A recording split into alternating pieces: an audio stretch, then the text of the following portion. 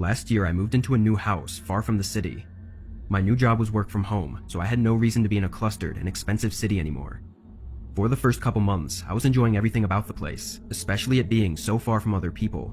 But on a regular weekday afternoon, I got a knock at my door. This was actually the first time anyone had come up to my door at this place since I moved in, so it caught me a little off guard. I went up and opened the door to a tall middle-aged man. "How can I help you?" I smiled to be friendly, thinking he was probably a neighbor from down the street. But strangely, the first thing he did was lean to the side and look past me into my house. It was like he was trying to see who else was home. Being weirded out by his behavior, I pulled the door in and blocked the way with my body. Before saying anything, the man turned and walked away from the door.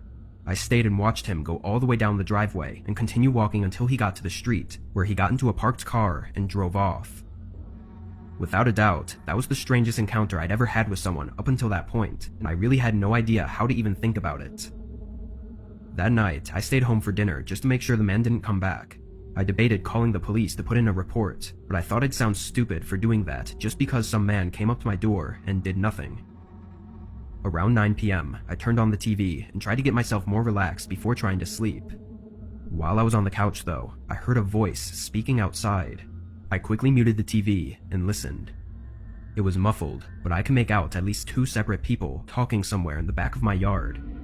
I ran up to the back window and opened up the blinds. In the distance, I could see two figures walking across my backyard. One of them had a long tool or object in his hand, but the other one was too hard to see clearly. They walked between the trees in my yard until they reached the side of my house. I went over to the side window and tried to see where they went, but I lost track of them and they had stopped talking. I checked every window and still couldn't see or hear them anymore. The loud knocking at my front door made me jump and sent chills through my body. I walked up, trying not to make any noise, and looked through the peephole. There was one man dressed in dark clothing and wearing a hat that covered his eyes. He had to be one of the men I'd just seen, but where was the other? "What do you want?" I yelled, figuring they likely already knew I was home, or maybe I'd scare them away. The man stayed on the doorstep and looked over at the side of my house, then looked back at the door.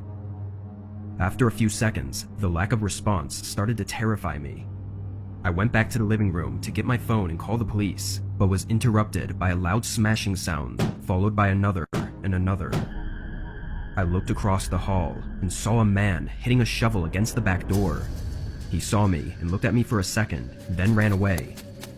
I was so scared, I hesitated on whether to call the police or try to find somewhere to hide.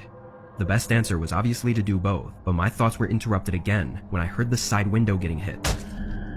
I got my phone and dialed 911 while the man continued to hit the window over and over. But just as the police picked up the phone, everything went quiet. And it stayed quiet until the police came.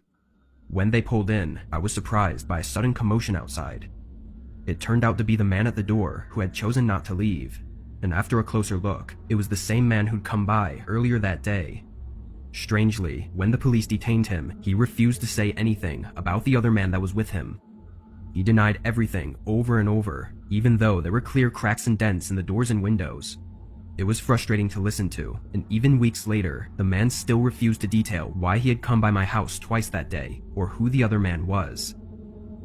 Everything remains so unanswered that it still creeps me out to this day. Why was the man trying to break in so bad? And what purpose did the man at my doorstep serve to aid in the break-in? I moved away in the following months and have since only been hoping that it wasn't me they were after, or are still after.